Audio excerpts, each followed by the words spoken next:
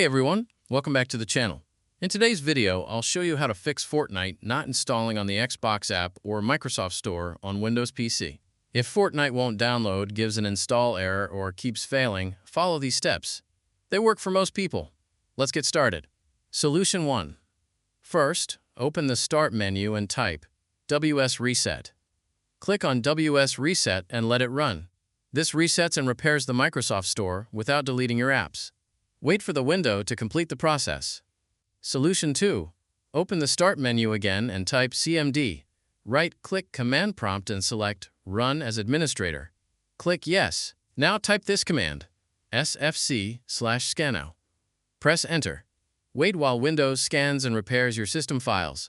This can fix installation errors. Solution 3. Open the Start menu and type Xbox App. Right-click it and select App Settings. Scroll down and click Repair. Once that finishes, click Reset. Click Reset again to confirm. Now try downloading Fortnite. If it still doesn't work, continue to the next steps. Solution 4. Open the Start menu and type Microsoft Store. Right-click it and select App Settings. Scroll down and click Repair. After that, click Reset. This refreshes the store's install components. Solution 5. Now copy the first command from the description of this video. Open the Start menu and type PowerShell.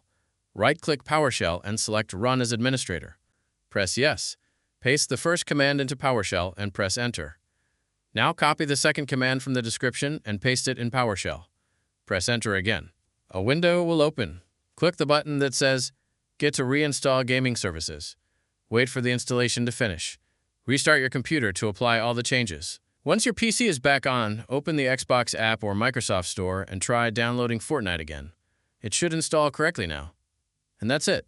You now know how to fix Fortnite not installing on Windows PC using the Xbox app or Microsoft Store. If this video helped you out, don't forget to like, subscribe, comment if you need help with anything. Thanks for watching, and I'll see you in the next one.